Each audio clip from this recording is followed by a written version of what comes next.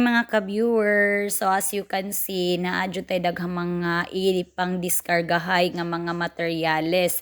So kani siya gikanday ni sa balay nilang mama sa una katong ilahang butanganan sa bunggo kay nahugmak man, so ato siyang gipanguha didto. So gipaguba na lang gyud og tiwas to didto, tapos ang kaning mga materyales gipangdala diri sa ato ang area. So nakita na ninyo dirha nga nagkumbati gyud mi dirha og pang diskarga og sa diha nga atong tig video kay wala nagkalimao. So diri dapita nakita ninyo diha nga akong anak nga lalaki ni kumbati na pud na siya dagtabang sa atoa. So ang kami is nanghangyo gyud mi sa co-op nga pwede ba mi nga makahiram sa sakyanan sa co-op kay total member man sad si mama sa co-op.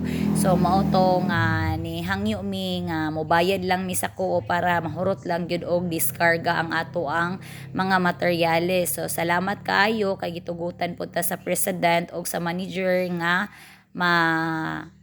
makaborrow ta sa sakyanan sa co-op. So salamat sad kaayo sa mga nitabang, especially sa pamilya Buok o sa ila pamilya Castro nga nitabang sa pagpangdiskarga. So diring dapita nakumbati na gid mi diri dungkoy og pang diskarga sa akong banana loves. So diring dapita nitabang na sad ako ang anakis.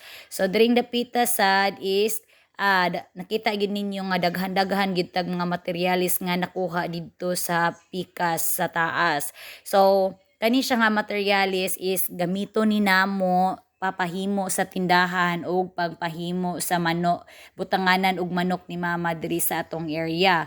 So kay sayang man sad good nga kaning mga materialis dili nato magamit, madunot lang. So sayang kayong mga kahoy o kaning mga sin. So kay naaman tay materials, so ato ni siyang i-recycle maski scrap na ni siya, pero ma-recycle pa ni siya, makabuo lang gihapon ni siya og nindot nga output kung nindot sad ang magtrabaho.